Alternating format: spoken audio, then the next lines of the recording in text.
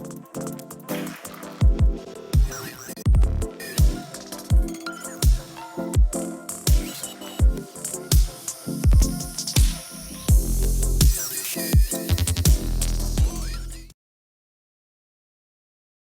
everybody, Dutchman Mods and Repairs back here. We're working on a K20, K24 swap.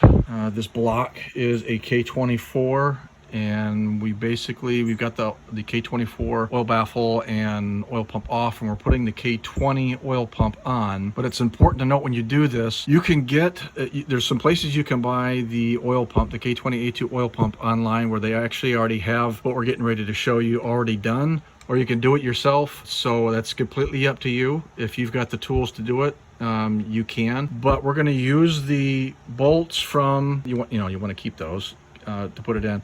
But we're going to use those because you have some guide pins on either side. But we're going to use the bolts basically to put the oil pump in position.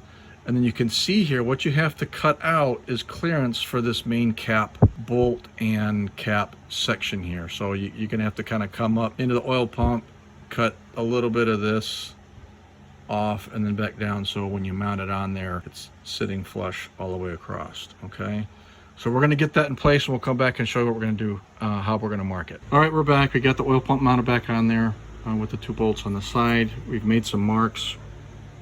See that dark mark there with permanent marker right underneath that boss on this side here. We marked out that far just because of this lip that you'll see on both sides. Measurements clearance wise, just surface to surface, is you have basically from that surface there to the top of that bolt is about a ½ inch or 12.7 millimeters. That surface there to the top there over that main cap is about 3/8 of an inch or 9.6 millimeters. We'll put a little bit of fluff in there because obviously we don't want the oil pump just riding on the top of those. Wouldn't hurt anything, but we don't want it either. So we'll shave a little bit off there. And on this side, the thing to keep in mind is you don't want to be cutting up into the boss. So we'll be doing an angle, kind of up in that direction there, so we don't mess with that mounting surface at all for the boss. So we'll come back, show you how we've marked it, and then what we're gonna use to cut it. All right, so we're gonna try and show you what we're doing here. We put our measurement on the popsicle stick there, and we don't think we have to do anything in the areas where the bolts are going to rest because there's a recessed area in there. So we're going with the minimum material removal. You can always take more material out, you can't add. We're using that popsicle stick just to come across and with a pencil for starters to mark. So in case we mark something wrong, we can erase it. And we'll just make a bunch of just lines like that. Then we'll come in with a permanent marker and trace out, connect those lines, just like connect a dot, and then we'll know right where we're going to cut. All right, so as a reference, you can see we've gone through and basically traced our line there. And again, what's going to be really important here is on this boss, we're going to do as little as possible on this as we can. I mean, we can go to the line and there's elsewhere too, I think, isn't there? And over. And what's that? I think there's a small groove in the block as well for that slightly as well. Okay. So we'll probably here, we're just going to go to the boss and around for starters. And if you've got to take a little bit more, then we can do that. All right. So what we're going to be using for cutting out this section of here is we're going with an air side grinder. There's a million different ways you could probably do this. You could do it with a bench grinder, as long as you have the free movement around all those areas without coming in contact. You could probably take a drill bit and punch 5 trillion holes in there, and then come back with a burr bit on a cordless drill or a corded drill to finish grinding out. But this is just the route we're going to choose for doing this. I mean, we haven't seen this done before, so this is our first shot doing it. But so hopefully, maybe you'll learn something and you'll figure out a better way of doing it. One other note before we get cutting here: we basically took a Ziploc bag and some masking tape to kind of cover off the oil pickup screen. In any other area we thought there might be some, you know, we don't want any chips or fines to get into either on the back side of the seal here for the gearing pump or part of the oil channel flow passages here as well. So we just took some blue shop towels, packed it up in there, and yeah, that one there is nothing but a bolt hole.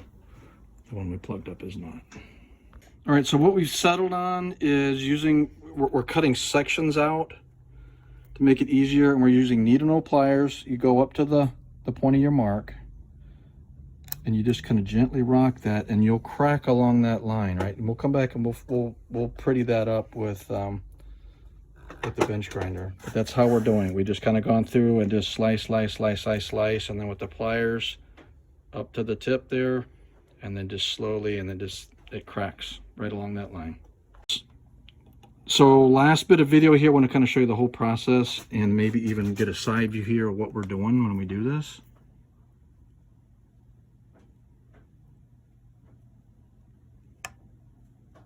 And you'll hear that little snap there, okay? And it just basically pops right off. And like I said, we'll come back, we'll make this all pretty when we get done. We're gonna get the oil pump put on now. So get the chain on there. Oil pump right over there. There we go. And obviously we still have the tensioner that's gonna have to go in here. But the good thing is that everything's on there. Make sure this sprocket, yeah, we went ahead and pinned everything at top dead center. Yeah, you got your marks here. And then we use the pin set on the back side to lock everything in place down here, or up here, okay, on the cam side. And the crank side, the pulley assembly here is notched, so you can see that we have our mark here to here. So if you're ever concerned about that, there's there's keyways in here to make sure everything goes where it's supposed to. So, and you can see we did the modification ourselves in cutting out the oil pump. Not that big of a deal. I mean, really, it's aluminum. Most of the work we did in the video you saw with us cutting and kind of just gently snipping off and then going back with a hand file. And then just the last little bit here we did with the bench grinder, but we could have actually, we could have done it with the hand file, no problem. So we're gonna get everything put back together here on the oil pump.